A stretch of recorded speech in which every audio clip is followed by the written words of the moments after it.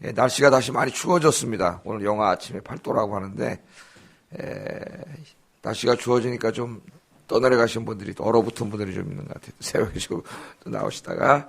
자, 오늘부터는 사도행전 말씀을 읽습니다. 그래서 새벽 기도 시간이니까 자세하게 다는 못하고 큰 주제로 이렇게 같이 한번 읽겠습니다. 또 언젠가 한번 제가 수요일이나 주일날 사도행전을 강의할 때는 자세하게 이렇게 또 신학적으로 설교하면서 강의하겠습니다.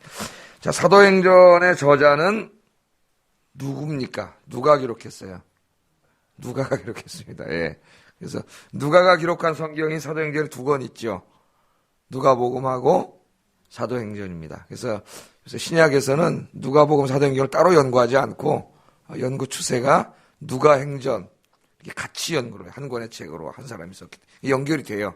같이 읽어보면은 누가행전이라고 이렇게 같이 연구를 합니다. 자, 누가는 오늘 이 사도행전을 누구에게 지금 쓰고 있습니까? 데오빌로라고 하는 사람에게 쓰고 있습니다. 데오빌로.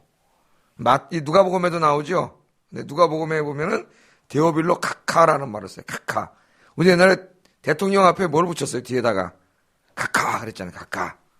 지금 그 총리로 이제 임명되신 분이 지금도 대통령을 부를 때 자기는 카카라고 부른다. 그렇게 얘기를 했죠. 얼마 전에. 카카. 그래서 또 대통령만 카카라고 부른 게 아니라 국무총리도 카카. 뭐 이렇게 우리나라 불렀는데 너무 권위적인 게 아니냐. 그래가지고 이제 요새는 대통령님. 그렇게 부르죠. 대통령님. 그렇게 부릅니다. 자, 데오빌로 카카. 이렇게 해가지고 데오빌로라고 하는 사람에게 이 책을 쓰면은 책 앞에 뭐가 있어요? 헌사가 있어요. 헌사. 그죠? 그래서 내가 이 책을 썼는데 이 책을 그동안 나를 위해 이렇게 기도해주고 이렇게 뒷바라지 해주신 우리 어머니 부모님께 또 어떤 사람은 이렇게 해서 내 아내와 사랑하는 자녀들에게 헌사하는 사람도 있고 어떤 사람은 내 학문의 길을 이렇게 열어주시고 해주신 어떤 교수님께 이 책을 드립니다. 헌사가 있어요. 책 앞에 보면 좋은 책 앞에 보면 헌사가 있어요. 이게 헌사예요 지금. 자기가 헌사를 누구에게 합니까? 자기 이렇게 학문적인 업적이나 또는 이제까지 책을 기록하도록 쓸 수 있도록 여러 가지 면에서 도와준 그 사람에게 이 책을 헌사하는 거죠. 이렇게 드린다. 헌사를 합니다. 이 데오빌로라고 하는 사람에게 헌사를 했는데 여기에 보면 누가복음에 보면 이 사람을 카카라고 칭호를 합니다. 카카. 이 카카라고 하는 칭호를 통해서 볼 때 이 사람이 상당히 높은 지위에 있는 사람임을 알 수 있어요. 사도행전에도 카카라는 말이 쓰여요. 그러니까 이제 번역을 하면 카카라는 말이 쓰이는데 유대 총독을 지냈던 베스도 사도행전 23장 26절에 베스도에게도 카카라는 말을 쓰고 또 그 다음 총독인 벨릭스 사도행전 26장 25절에도 카카라고 합니다. 카카. 그러니까 이 로마 시대에도 카카는 굉장히 어떻게 고위직 총리나 총독 한 지방을 책임지고 있는 이런 사람들에게 붙이는 그런 굉장히 존칭이에요. 존칭. 그런 칭호입니다. 이걸로 봤을 때 데오빌로는 로마의 지식 있는 고위 관료였다는 걸 알 수 있습니다. 누군지는 정확히 우리가 알지 못해요. 다른 역사책에 나오지 않기 때문에. 그러나 카카라는 칭호를 붙인 걸로 봐서는 로마의 관원으로 굉장히 고위직에 있었던 사람이 틀림없습니다. 이 사람에게 헌사를 하고 있고, 자, 이 사람에게 왜 헌사를 하느냐? 아까 제가 누구에게 헌사한다 그랬어요. 자기가 이 책을 쓸 수 있도록 그것이 어떤 면에서든지 이렇게 물신양면을 후원해 준 사람에게 책을 헌사를 해요. 예를 들면은 그 요세푸스라고 하는 사람이 있습니다. 예수님과 당시 조금 어간에 유대 역사가예요. 역사가 유대인으로 있다가 이제 갈릴리 전투에서 져가지고 그 로마로 이제 가가지고 로마 밑에서 일을 했고 유대인들을 굉장히 무슨 매국노 같이 여기고 그러는데 굉장히 합리적인 사람이에요. 사실은. 그래서 이 사람이 이제 그 유대 역사라는 걸 쓰는데 우리나라 말로도 지금 4권으로 책이 번역되어 있습니다. 요세푸스라고. 그래서 관심 있는 분은 저쪽 했을 때 어떤 분은 신학을 하신 분도 그냥 평신도 장로님이 그 책을 다 읽은 분도 있어요. 요세푸스를. 대단한 거죠. 신학생도 안 읽는데 그 요세푸스를 다 읽은 분들이 있습니다. 자, 이 요세푸스가 자기 책 자서전과 유대 고대사를 쓰는데 이 책을 자기가 이 책을 쓰는데 재정적으로 후원해 주었던 에바브로 디도라고 하는 사람, 성경에 나오는 에바브로 디도가 아닙니다. 에바브로 디도에게 이 책을 헌사하고 있습니다. 헌사. 그러니까 책을 낸다는 게 지금도 돈이 많이 들어요. 지금도 대충 이제 보통 목사님 책을 내면은 아주 인기 있는 뭐 이렇게, 자, 만에 하나 몇몇 목사님들 빼고는 나머지는 다 어떻게 돼요? 교회에서 하는 게 책을 다 설교지 비는 건지 교회 재정으로 다 되고 아니면 없는 사람 자기 개인 재정으로 이제 책을, 내는 거죠. 그래서 책은 이제 다 대부분 냅니다. 이건 잘 안 팔리기 때문에, 책을 내서 진짜 이게 최소한 더 이시연은 찍어야 이게 출판사도 망하지 않고 뭐 좀 남다. 그러면 한 4, 5천 권이 팔려야 되는데 대부분의 책은 팔리지 않습니다. 다 그냥 창고에 책을 냈다는 게 있는 거지 잘 팔리지 않아요. 자, 그냥 이제 이 당시에는 책을 내기가 더 어려웠어요. 돈도 많이 들고 요새도 돈이 많이 들어요. 한 권 내는데 돈이 많이 듭니다. 근데 이 에바브로 이 데오빌로에게 헌사했다는 것은 이 요세푸스가 자기 책을 내는데 드는 막대한 비용이라든가 누가가 이 책을 내는데 막대한 비용을 누가 된 거예요?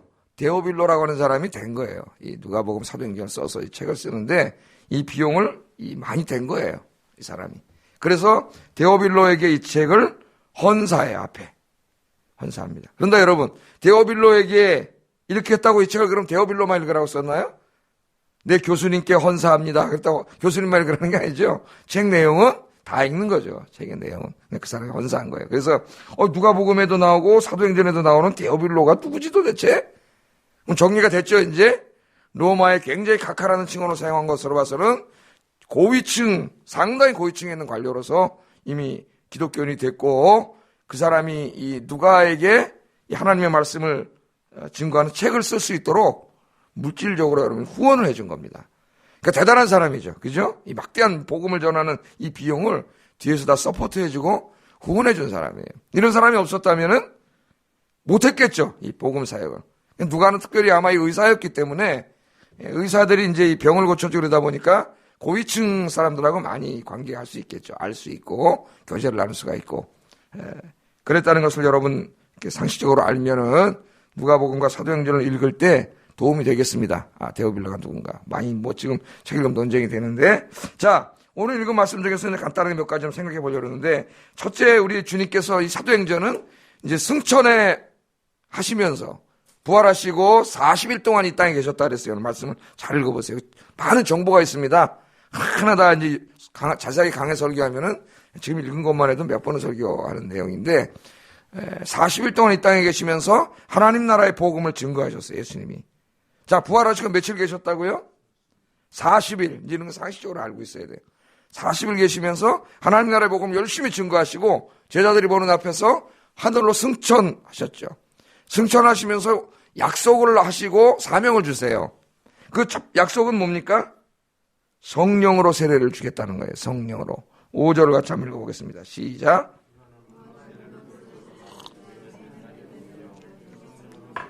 예, 아멘. 이 예수님의 약속은 단지 예수님만 약속하신 것이 아니라 이미 구약에서 여러 번 약속했어요. 에스겔 36장 25절 26절 더 유명한 건 요엘서 이제 2장의 요엘서도 말씀 살펴볼 텐데 등등 예레미야 말씀이나 해서 마지막 때에 성령을 부어주신다 그랬어요. 사람들에게. 구약 시대에는 성령님이 계셨어요? 안 계셨어요? 계셨죠. 모든 사람에게 임하셨나요? 이스라엘 백성을 택하시고 모든 이스라엘 백성에게 임하지 않았죠. 누구에게? 특별히 하나님이 택하셔 쓰시고자 하시는 사람. 어떨 때는 왕에게 임하실 때도 있고 어떨 때는 제사장에게, 어떨 때는 선지자에게 성령이 이렇게 선별적으로 임하셨어요. 그런데 이제 구약의 약속은 뭐냐면 나중에 마지막 때가 되면은 요엘서에 보면 성령을 어린아이부터 다 모든 예수님 믿는 사람들이 다 성령이 임한다 약속을 하죠. 그 예수님이 이제 그 약속을 하시는 거예요. 이 성령, 구약의 약속이 이루어질 것이다. 이루어질 것이다.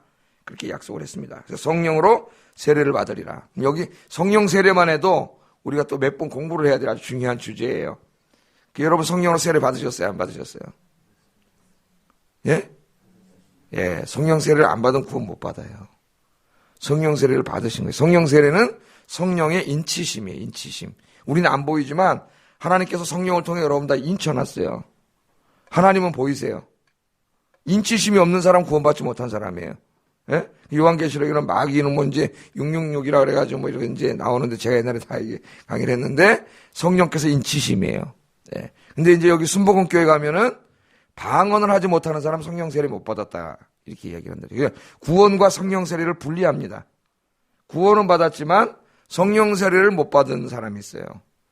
그럼 성령 세례 받은 증거가 뭐냐? 방언이라 그래요. 방언. 그러니까 말도 안 되는 걸 가르칩니다. 말도 안 되는 거. 그래가지고 성령 세례와 구원을 나눠요. 그래서 구원만 받고 방언을 못하는 사람, 성령 세례 못 받은 사람이 이류 그리스도인이라 그래요. 그럼 여기 대부분 장로교 사람들은 다 이류 그리스도인이야. 이류 그리스도인. 그래가지고 방언 못하는 사람은 저기 오산이 가가지고 큰 데다 때려놓고 하루 종일 거기서 성령이 강림 집회를 해가지고 하여튼 방언을 하라는 거예요. 예?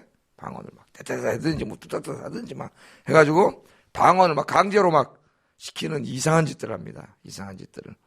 잘못된 거예요. 여러분, 성령 세례와 구원은 같은 거예요. 성령 세례. 우리가 구원받을 때 성령이 임하시는 거예요. 성령 세례. 이제 또 성령 세례가 오늘 그거 아니니까. 하여튼 성령으로 세례를 받아요. 성령으로.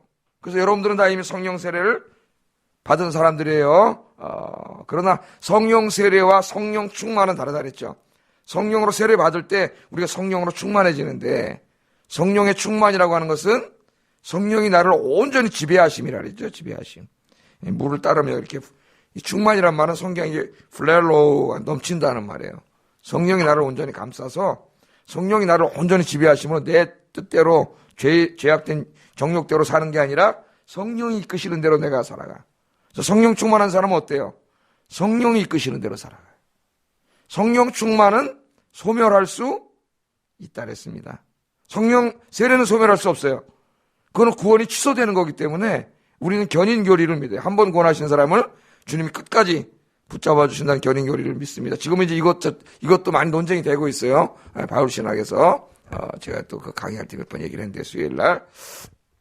자, 그러나 성령 충만은 배터리와 같아요. 충전 배터리와 같아가지고, 소멸할 수 있습니다. 내가 계속 성령과 교제하는 기도와 말씀과 예배와 찬송으로 주님과 늘 교제하지 않으면 성령 충만은 소홀해져요.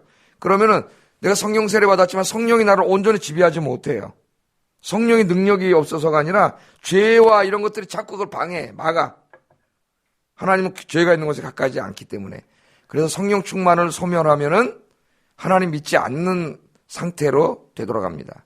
구원은 받겠지만은 구원은 뭐 취소되지 않으니까 거의 그런 상태로 가서 예수 믿어도 항상 제가 뭐라 그래, 기쁨도 없고 평강도 없고 예수 믿는데도 불안하고 두렵고 걱정, 염려 이런 데로 돌아가 버려요. 안타까운 거죠.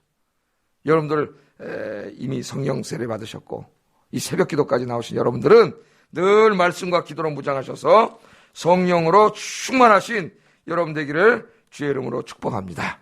성령 충만하면 행복해져요. 내가 늘 기도하면 행복해져요. 불안한 마음도 어느 순간에 없어지고 걱정, 근심도 어느 순간에 없어져요. 왜? 성령이 나를 온전히 지배하시고 성령이 나를 감싸는 거예요. 이렇게. 성령이. 마음이 너무 편안해지고 여러분 아마 새벽에 기도하실 때 느끼실 거예요. 집에 갈 때 너무 기분이 좋고 하늘 새하늘이 열리고 성령이 여러분 세상 끝날까지 여러분과 함께 계신다고 했으니까 주님 붙잡고 성령 하나님 붙잡고 행복하게 살아가시기를 주의 이름으로 축복합니다. 예. 자, 성령 충만을 주시는, 성령으로 세례를 주신다 그랬는데 성령으로 세례를 주시면서 성령 세례 주신 이유가 뭐냐면은 사명을 감당하기 위해서예요. 왜? 하나님의 일은 인간의 힘으로 할 수 없어요. 이제 오늘 이따 수요예배 때 그 중심 주제가 됩니다. 그래서 그 히브리서 저자가 기도를 하는데 성도들을 위해서 하나님의 일은 인간의 지혜와 인간의 힘만으로는 할 수 없습니다. 그래서 기도하지 않는 사람은 하나님 일을 할 수 없어요. 해도 인간적인 뭐 이렇게 좀 할 수 있겠지만은 금방 자기 자신도 지치고 거기 아무 열매도 없어요. 자기도 지치니까 이제 딱 그렇게 소홀히 하게 되고 이렇게 되는 거예요. 목사도 다 마찬가지예요. 자기가 늘 기도하고 하나님 가까이가 성령 충만하면 마음이 뜨거워지고 가슴이 뜨거워지기 때문에 자기가 맡은 일에 막 열정이 불타고 막 하게 돼 있어요. 열심히. 사명을 주시는데 어떤 사명을 주시느냐? 땅끝까지 이르러 복음 증거라는 사명을 주세요. 8절 한번 읽어보겠습니다. 시작.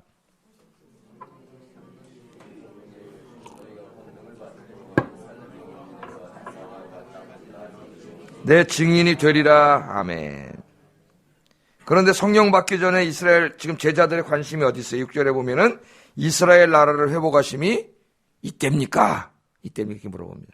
이들의 관심이 어디 있어요? 아직까지. 자기 나라가 지금 로마에게 식민 통치 받고 있지 않습니까?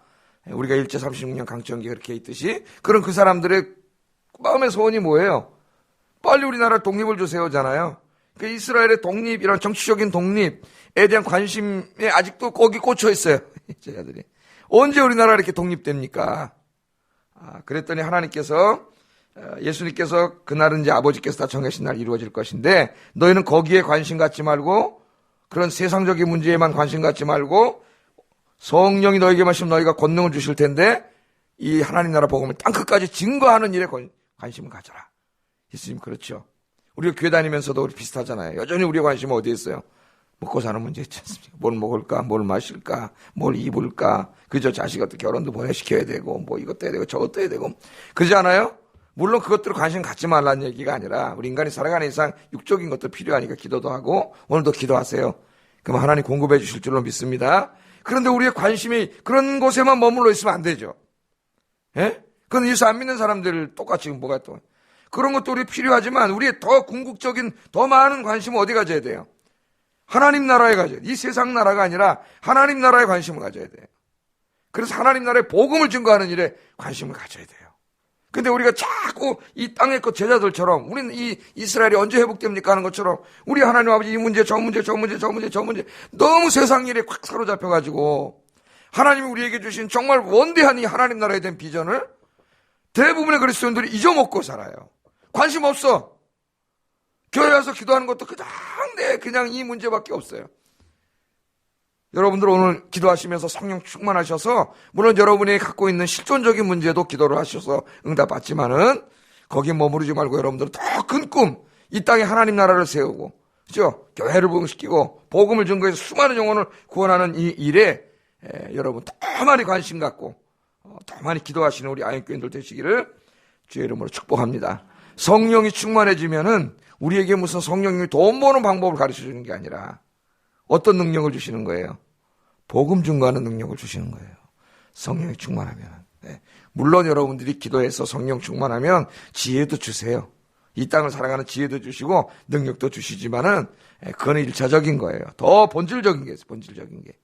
복음을 증거하는 능력을 주시고 주님의 일을 하는 능력을 주세요. 능력과 지혜를 주세요. 성령 충만하면. 그럼 주의 일 맡은 일에 놀라운 열매가 맺혀집니다. 맺혀져요. 올해도 여러분 열심히 성령 기도하셔서 성령 충만하셔서 땅끝까지 복음 증거하는 여러분 되기를 주의 이름으로 축복합니다. 자, 그래서 성령 충만을 받기 위해서 어떻게 하라 그랬냐면 기도하면서 기다리라 그랬어요. 물론 기도했기 때문에 성령님이 오신 건 아니에요. 그건 약속에 따라서 성령님이 오셨죠. 네, 이제 성령님이 이미 오셨고 그 성령님이 우리 안에 계신데 성령이 나를 온전히 지배하게 하기 위해서는 우리가 어떻게 돼요? 기도해야 돼요. 기도. 그래서 오늘 말씀 14절에 보면은 예수님의 말씀대로 성령이 오시기까지 어떻게 하고 있습니까? 14절 한번 읽어봅니다. 시작.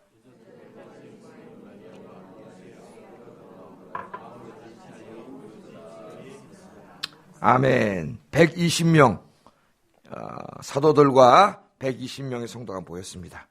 120명. 이 120명을 통해서 지금 전 세계에 복음이 다 증거된 거예요. 그런데 이들이 지금 뭐 하고 있어요? 마음을 같이 하여. 어디다 마음을 같이 했을까요? 주 예수 그리스도의 지금 약속과 사명. 여기에 마음을 같이 한 거죠. 우리가 어디다 마음을 같이 해야 돼요, 교회가? 마찬가지예요. 주 예수 그리스도의 약속과 사명이에요. 땅끝까지 이르러 복음을 증거라고 하시는 이 말씀에 우리가 마음을 같이 해야 합니다. 그런데 이 성령 충만하지 않은 사람들에 의해서 자꾸 관심이 딴 데로 세상적인 곳으로 가고 교회가 이상하게 되어 가잖아요. 지금 한국교회가 다 이상한 쪽으로 가고 다 무슨 정치판이 뭔지 알 수가 없는 곳으로 가는데 우리는 마음을 같이 해야 돼요. 주님이 주신 곳에 사명의 마음을 같이 하고 그 일을 이루기 위해서 우리가 어떻게 해야 돼요? 기도에 힘써야 합니다. 기도에. 우리 모두 함께 힘을 합쳐서 주님이 주신 사명을 잘 감당하고 있어요. 기도에 힘쓰면 성령으로 충만해져요. 여러분. 이미 성령 세례 받은 여러분. 성령 충만해져요. 배터리가 막 여러분 핸드폰에 탁 꽂아 충전하면 어떻게 돼요? 배터리가 꽉 보이지 않습니까? 그죠? 저는 배터리보다 이만큼만 내려가도 꽂아놔요. 아니 오면 무조건 꽂아놔요. 저는 안 가져나갈 때는 항상 제 핸드폰에 꽉 차 있어요. 그러면서 이 큰 교훈을 줍니다. 하나님이 항상 성령으로 이렇게 충만하라. 성령으로 배터리 떨어지면은 핸드폰을 충전시키면서 왜 자기 영적인 부분을 충전시키지 않을까? 예? 배터리 충전을 시킬 줄 알면서 자기 왜 배터리, 영적인 배터리 방전됐는지를 알지 못해. 여러분 금방 알잖아요. 여러분 자신이 방전된 거. 오늘 여기 충전소에 오셨으니까 여러분 오늘 그냥 하여튼 일본 말로 이빠이 충전하셔가지고 자동차 하는 때는 만땅으로 충전할 성령 충만하셔서 여러분도 행복해지고 맡은 사명, 복음 전하는 사명 잘 감당하세요. 특별히 올해 기도하세요. 여러분. 올 한 해는 하나님 내 정말 한 명 이상은 반드시 내가 정말 전도하겠습니다. 구원하겠습니다. 이런 마음으로 여러분 기도하시고 성령 충만하셔서 꼭 올해는 한 명이라도 전도하는 여러분 되기를 주의 이름으로 축복합니다. 기도하겠습니다. 말씀 생각하면서 기도하겠습니다. 오늘 여기 데오빌로처럼 주의 복음을 증거하는 일에 하나님 주신 것들 데오빌로처럼 다 내가 쓸 수 있게 해주시고 주 예수 그리스도의 복음을 증거하는 일에 그런 것들을 다 사용할 수 있도록 해달라고 기도하시고 여러분 늘 기도에 힘써서 성령 충만함으로 주님 맡겨준 사명 땅끝까지 이르러 복음 증거하는 사명 잘 감당케 하시고 올해도 교회에서 나에게 맡겨준 사명도 감당케 하시고 성령으로 인해서 내가 기쁘고 행복하게 하소서 기도하겠습니다. 사랑하신 아버지 하나님 감사합니다.